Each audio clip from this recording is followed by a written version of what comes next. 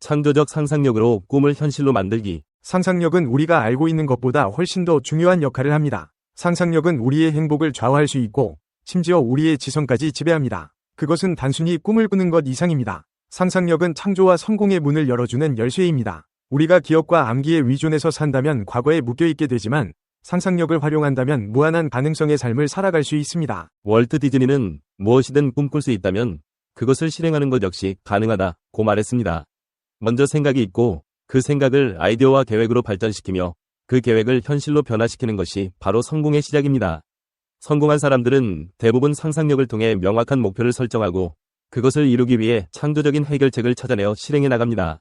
이러한 과정에서 상상력은 그 어떤 장애물도 극복할 수 있는 강력한 도구가 됩니다.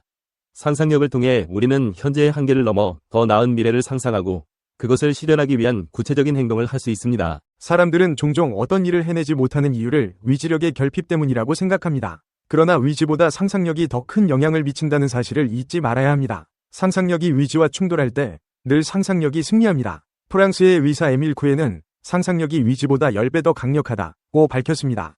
만약 우리가 원하는 삶을 마음속에서 그림으로 그려낼 수 있다면 우리의 창조적인 메커니즘은 그 이미지를 바탕으로 현실을 만들어냅니다. 상상력은 잠재의식에 직접적인 영향을 미칩니다. 매일같이 일정한 시간 동안 원하는 목표를 시각적으로 상상하고 그것을 생생하게 그려보는 것은 실제 행동하는 것과 같은 효과를 가져옵니다.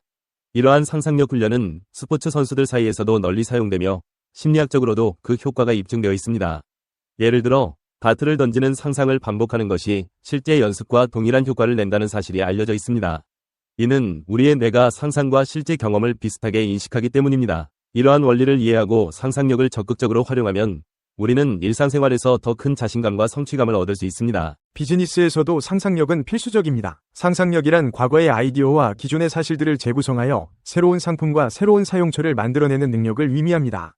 스타벅스의 사례를 보면 상상력이 어떻게 기업을 성공으로 이끄는지 알 수 있습니다. 스타벅스는 단순히 커피를 파는 것을 넘어서 사람들이 모이고 교류할 수 있는 제3의 장소라는 개념을 만들어냈습니다. 이는 기존의 커피 문화를 새롭게 재해석한 결과로 상상력이 만든 성공적인 비즈니스 모델의 대표적인 예입니다. 또한 상상력은 오래된 아이디어를 새로운 방식으로 조립함으로써 높은 이윤을 창출할 수 있게 합니다. 우리가 알고 있는 모든 위대한 발명과 기업의 업적은 결국 예전에 사용되었던 아이디어와 계획의 재조합에 불과합니다.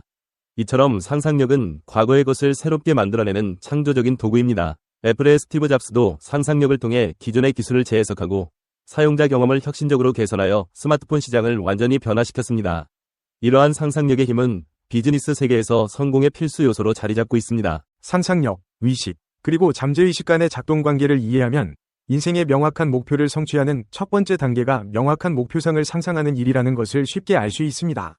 자신이 원하는 유형의 사람이 이미 되었다고 상상하고 그러한 자신이 어떻게 느낄지 상상해보세요. 만약 수줍음이 많고 소심한 성격의 사람이라면 자신이 사람들 사이에서 편안하고 침착하게 행동하는 모습을 생생히 그려보는 것입니다. 이러한 시각적 이미지가 우리의 잠재의식에 깊이 새겨지면 우리는 자연스럽게 그 목표를 향해 나아가게 됩니다. 상상력은 우리가 한계를 넘어서도록 도와줍니다. 인간 정신의 상상력은 지금까지 발명된 그 어떤 기계보다도 훌륭한 기능을 가지고 있으며 이를 통해 우리는 무한한 잠재력을 발휘할 수 있습니다. 역경과 실패는 종종 상상력과 결단을 요구하며 이러한 상황에서 우리의 상상력은 극대화됩니다. 사실 많은 경우 천재적인 아이디어는 극한의 상황에서 빛을 발합니다. 이러한 상상력의 발현은 우리에게 큰 도전과 기회가 주어졌을 때 더 활발하게 일어납니다. 어려움 속에서 우리는 새로운 해답을 찾기 위해 상상력을 자극받고 이를 통해 기존의 한계를 뛰어넘게 됩니다. 상상력이 없었다면 세상은 지금과 같지 않았을 것입니다. 레오나르도 다빈치는 15세기에 이미 현대 비행기와 유사한 설계도를 그렸으며 조르주 멜리에스는 1902년에 달 여행을 상상하며 영화를 만들었습니다. 그리고 그 상상은 실제로 1969년 아폴로 11호의 달 착륙으로 이어졌습니다. 이처럼 상상력은 미래를 만들어내는 원동력입니다. 해리포터 시리즈의 작가 조앤 롤링은 상상력의 힘으로 전 세계 독자들을 마법의 세계로 초대했습니다. 그녀는 가난 속에서도 상상력의 고삐를 풀어 현실을 뛰어넘는 성취를 이루어냈습니다. 그녀의 상상력은 수많은 독자들에게 영감을 주었고 현대의 신데렐라 스토리를 써내려갔습니다. 이러한 상상력의 힘은 단순히 꿈을 꾸는 것을 넘어 그 꿈을 현실로 만드는 과정을 보여줍니다. 상상력이 현실로 바뀌는 순간은 놀라움과 성취의 감정을 동반하며 그 과정은 우리 모두에게 큰 영감을 줍니다. 모든 위대한 업적 뒤에는 위대한 몽상가가 있습니다. 상상력은 단순한 꿈을 넘어서 그 꿈을 현실로 만들어가는 과정의 시작입니다. 인간은 상상력을 통해 자신이 생각하는 것보다 더 많은 일을 할 수 있습니다. 그렇기 때문에 상상력을 다스리고 그것을 성공적으로 활용하는 법을 배우는 것이야말로 삶을 풍요롭게 만드는 가장 중요한 열쇠입니다. 상상력을 통해 우리는 현재의 한계를 초월하여 더 나은 자신을 만들고 더 나은 세상을 만들어갈 수 있습니다. 상상력은 당신이 이 세상에서 독점적으로 지배할 수 있는 유일한 자산입니다. 아무도 당신의 상상력을 통제하거나 빼앗을 수 없습니다. 세상이 당신에게 불공정하게 대할 수도 있고 당신의 자유를 제한할 수도 있지만 상상력을 사용할 수 있는 권리는 누구도 빼앗을 수 없는 것입니다. 상상력은 우리가 가질 수 있는 가장 강력한 도구이며 그 도구를 어떻게 사용하느냐에 따라 우리의 삶은 완전히 달라질 수 있습니다. 상상력은 인간의 무한한 잠재력을 끌어내는 열쇠입니다. 상상력은 우리가 꿈을 꾸고 그 꿈을 실현하기 위한 계획을 세우고 그 계획을 통해 현실을 바꾸는 과정을 가능하게 합니다. 상상력을 믿고 활용하는 사람은 절망적인 상황에서도 희망을 발견하고 불가능해 보이는 목표를 성취할 수 있는 힘을 가지게 됩니다. 상상력은 단순한 꿈꾸기가 아니라 그 꿈을 현실로 만들기 위한 첫걸음입니다. 오늘도 당신의 상상력을 마음껏 펼치세요. 상상 속에서 꿈꾸고 그 꿈을 이루기 위한 계획을 세우며 그것을 현실로 만드는 여정을 시작하세요. 상상력은 창조와 성공의 문을 여는 열쇠이며 그것을 다스리고 활용하는 순간 우리는 무한한 가능성을 가진 삶을 살게 될 것입니다. 상상력은 우리의 삶을 더욱 풍요롭고 의미 있게 만들어줄 것입니다. 당신의 상상력이 당신의 미래를 결정짓습니다. 오늘부터 상상력을 통해 더 나은 자신과 더 나은 세상을 만들어 나가세요. 아인슈타인에게서 배워라. 상상력을 발휘하라. 알베르트 아인슈타인. 그의 이름만으로도 우리는 과학의 역사에서 가장 위대한 업적 중 하나인 상대성 이론을 떠올리게 됩니다. 하지만 오늘날 우리가 그에게서 배워야 할 것은 단지 물리학 이론이 아닙니다. 아인슈타인은 단순한 과학자를 넘어 창의력과 상상력의 힘을 통해 삶의 다양한 문제를 해결할 수 있는 인생의 지혜를 보여주었습니다. 그가 말한 대로 삶을 사는 데는 두 가지 방법이 있습니다. 모든 것에 경이로움을 느끼며 사는 것, 그리고 그 어떤 것에도 경이로움을 느끼지 못하며 사는 것입니다. 아인슈타인은 우리에게 첫 번째 방법을 선택하라고 가르칩니다. 여기서는 아인슈타인의 삶에서 얻을 수 있는 교훈을 통해 우리의 상상력을 발휘하고 일상 속 문제를 해결하는 방법을 배워보겠습니다. 1. 호기심과 상상력. 아이처럼 생각하라. 아인슈타인의 천재성은 그의 상상력에서 시작되었습니다. 그는 어렸을 때부터 호기심 많은 소년이었고 끊임없이 질문하고 상상했습니다. 5살 때 아버지가 보여준 나침반에 매료되어 왜 바늘이 항상 북쪽을 가리키는지에 대한 궁금증이 그의 전자기학 연구의 시작이 되었습니다. 이렇듯 아인슈타인은 문제를 해결할 때 아이처럼 상상하는 능력을 잃지 않았습니다. 그는 시각적 이미지를 통해 생각하는 것을 선호했습니다. 아인슈타인은 단순히 논리적 분석에 의존하는 대신 문제를 시각적으로 상상하고 조합하는 조합 게임을 즐겼습니다. 이 게임은 그가 복잡한 문제를 보다 창의적으로 접근할 수 있게 해주었습니다. 예를 들어 그는 태양 광선을 타고 우주를 여행하는 상상을 통해 우주의 곡선 형태를 깨닫고 상대성 이론을 재창했습니다. 우리도 아인슈타인처럼 호기심을 잃지 않고 문제를 시각화하며 창의적으로 생각해 볼 수 있습니다. 일상 속 문제를 해결할 때 상상력을 발휘해보세요. 복잡한 문제를 단순화하고 상상력을 통해 다양한 해결책을 시도해보는 것이 중요합니다. 2. 몽상의 힘. 창의적 사고의 원천. 아인슈타인은 평생 동안 몽상에 빠져들곤 했습니다. 그는 보통 어른들은 시간과 공간의 문제를 생각하기 위해 모든 것을 멈추지 않는다. 하지만 나는 어른이 되어서도 그런 몽상을 즐겼다. 고 말했습니다. 이러한 몽상은 그가 창의적인 사고를 할 수 있도록 도와주었습니다. 일상 속에서 우리는 종종 바쁘게 생활하며 몽상에 빠질 여유를 잃어버리곤 합니다. 그러나 아인슈타인은 몽상의 중요성을 강조했습니다. 몽상은 단순한 시간 낭비가 아니라 우리가 새로운 아이디어를 얻고 창의적인 해결책을 찾는 데 중요한 도구입니다. 때로는 바쁜 일상에서 잠시 멈추고 상상 속에서 문제를 풀어보는 것이 필요합니다. 다음번에 복잡한 문제를 마주하게 된다면 잠시 휴식을 취하고 몽상에 빠져보세요. 머릿속에서 문제를 다양한 각도로 바라보고 상상 속에서 해결책을 찾아보세요. 3. 유머와 겸손. 문제를 가볍게 받아들이기. 아인슈타인은 천재적인 과학자였지만 동시에 유머 감각도 뛰어났습니다. 그는 종종 복잡한 이론을 쉽게 설명하기 위해 유머를 사용했습니다. 또한 자신의 이론이 틀릴 가능성에 대해서도 가볍게 받아들이며 만약 상대성 이론이 틀렸다면 나는 독일인이 아니라 유태인으로 불릴 것이다 라는 농담을 하기도 했습니다. 우리는 종종 문제를 너무 심각하게 받아들이며 그로 인해 스트레스를 받습니다. 하지만 아인슈타인은 문제를 가볍게 받아들이는 것이 오히려 문제 해결에 도움이 된다는 것을 보여주었습니다.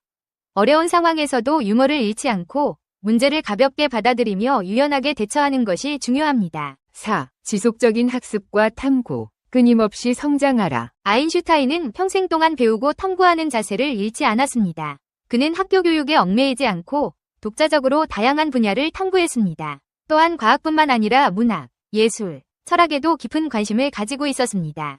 이러한 다방면의 탐구가 그의 창의적인 사고에 큰 영향을 미쳤습니다. 우리도 아인슈타인처럼 끊임없이 배우고 성장해야 합니다. 새로운 분야에 도전하고 다양한 지식을 습득함으로써 우리의 창의력을 키울 수 있습니다. 또한 문제를 해결할 때 다양한 관점에서 접근해보는 것이 중요합니다. 다방면의 지식과 경험이 문제 해결에 큰 도움이 될 것입니다. 5. 상상력 연습. 조합 게임을 활용하라. 아인슈타인의 조합 게임은 단순한 사고방식을 넘어 창의적인 문제 해결을 위한 중요한 도구였습니다. 그는 문제를 자유롭게 연상하고 다양한 요소를 조합함으로써 새로운 아이디어를 창출했습니다. 우리도 이러한 조합 게임을 통해 창의적인 사고를 연습할 수 있습니다. 예를 들어 일상적인 사물의 용도를 새롭게 생각해보거나 서로 관련이 없어 보이는 두 가지 대상을 연관지어보는 연습을 해보세요. 이러한 연습은 우리의 사고를 확장시키고 창의적인 해결책을 찾는 데 도움을 줄 것입니다. 끝으로 당신도 아인슈타인처럼 생각하고 상상력을 발휘하라. 알베르트 아인슈타인은 단순한 과학자가 아니라 상상력과 창의력을 통해 세상을 변화시킨 인물입니다. 그의 삶에서 우리는 문제를 해결하는 새로운 방법을 배울 수 있습니다. 호기심을 잃지 않고 몽상을 즐기며 문제를 가볍게 받아들이고 끊임없이 배우고 성장하는 자세를 갖추는 것이 중요합니다. 아인슈타인처럼 사고하고 상상력을 발휘한다면 우리는 일상 속에서 직면하는 문제들을 보다 창의적으로 해결할 수 있을 것입니다. 이제 당신도 아인슈타인처럼 상상력을 발휘해보세요. 알베르트 아인슈타인은 천지개 벽처럼 꽝하고 지식의 무대에 등장했다.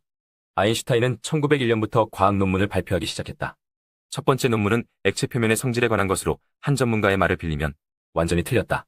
1905년 기적의 해를 장식한 위대한 세 편의 논문은 양자 이론에 관한 것이 3월에, 브라운 운동은 5월에, 특수상대성 이론은 6월에 출판됐다. 양자 물리학은 그 자체로 새로운 분야로서 독일 물리학자 막스 플랑크의 독창적인 아이디어였다. 플랑크는 빛이 전자기 복사의 일종으로 작은 다발 내지는 묶음으로 돼 있다고 주장하면서 그것을 양자라고 이름 지었다. 아인슈타인은 그의 이론 중에서 다른 부분에 주목함으로써 플랑크의 탁월함을 빛내주었다.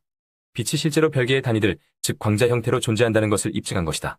아인슈타인을 제외한 과학자들이 양자라는 개념을 받아들이기 어려웠던 이유 중 하나는 여러 해에 걸친 실험 결과들이 빛은 파동의 성질을 갖는다는 것을 보여줬기 때문이다.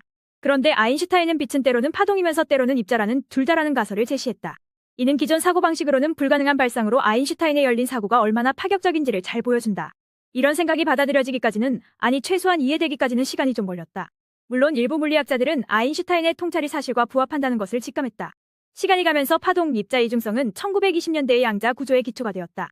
양자 이론에 관한 논문을 발표한 지 2달 후 아인슈타인은 브라운 운동을 다룬 두 번째 역작을 내놓았다. 브라운 운동은 우리가 학교 때부터 많이 본 현상이다. 작은 꽃가루 알갱이들을 물속에 던져놓고 현미경으로 관찰해보면 크기가 100분의 1mm에 밖에 안 되는 미세한 입자들이 좌충우돌하면서 불뚝불뚝 움직이는 게 보인다. 아인슈타인은 이러한 춤이 물 분자들이 꽃가루를 마구잡이로 공격하기 때문에 일어나는 현상이라고 생각했다. 이런 생각이 맞는다면 분자들은 꽃가루를 무작위로 공격하는 것이고, 그렇다면 일부 알갱이들이 조용히 그 자리에 머물러 있어서는 안 된다. 알갱이들의 운동은 사방에서 날아오는 공격으로 상쇄되지만 어떤 속도로 물 사이를 움직여야 한다고 아인슈타인은 말했다. 여기서 그의 통계학 지식이 빛을 발했다.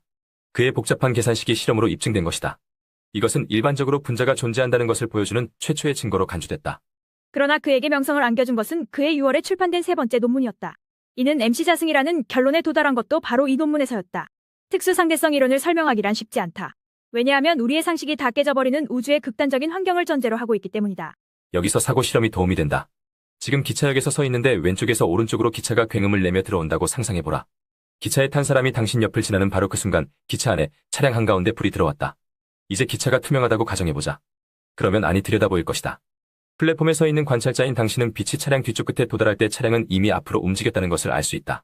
다른 말로 하면 빛은 차량 길이의 절반 약간 못 미친 거리를 이동한 것이다. 그러나 기차 안에 있는 사람은 빛이 차량 맨 앞쪽에 도달하는 것과 동시에 차량 맨 뒤에 도달하는 것을 볼 것이다. 왜냐하면 그 사람에게는 기차가 차량 길이의 절반만큼만 이동했기 때문이다. 이렇게 해서 빛이 차량 맨 뒤에 도달하는 데 걸리는 시간은 두 관찰자에게 다르다. 그러나 두 경우 모두 빛은 동일한 빛이고 동일한 속도로 이동한다. 이러한 편차는 지각작용이 관찰자에 따라 상대적이며 빛의 속도는 일정하기 때문에 시간은 환경에 따라 달라진다는 것을 전제해야만 설명이 된다고 아인슈타인은 말했다. 시간은 느려지거나 빨라질 수 있다는 생각은 아주 이상한 것이다. 그러나 바로 그 점이 아인슈타인의 주장의 요체였다. 두 번째 사고 실험은 아인슈타인 전기 작가인 마이클 화이트와 존 그리빈이 제시한 것으로 역시 도움이 된다. 연필 끝에 불이 달려 있어서 책상 표면에 그림자를 들이운다고 상상해보자. 3차원으로 돼 있는 연필은 책상 위에 2차원의 그림자를 만든다. 연필을 기울이면, 즉 연필 주위의 불빛을 움직이면 그림자는 커지거나 줄어든다. 아인슈타인은 대상들이 본질적으로 우리가 익히 아는 3차원뿐 아니라 4차원을 가지고 있다고 말했다. 지금 용어로 하면 동일한 대상이 시간적으로 지속됨으로써 시공간을 갖는다는 것이다. 따라서 연필을 이리저리 돌리듯이 4차원 대상을 가지고 놀이를 하면 시간을 줄이거나 늘릴 수 있다. 연필의 그림자가 짧아지거나 늘어나는 방식과 마찬가지다. 여기서 우리가 놀이라고 하는 것은 강한 힘을 가하는 것을 말한다. 아인슈타인의 이론에서 물체는 빛의 속도나 그에 준하는 속도로 움직여야 그런 효과가 나타난다. 그러나 그런 효과가 나타나는 순간 시간은 실제로 변한다고 아인슈타인은 말했다. 광속으로 움직이면 시계는 더 느리게 갈 것이라는 그의 예언은 유명하다. 상식의 정면으로 반하는 이런 관념은 실제로 여러 해 후에 실험으로 입증됐다. 그의 사상에서 곧바로 실용적 이익을 얻을 수는 없을지 몰라도 이제 물리학은 완전히 거듭나게 된 것이다.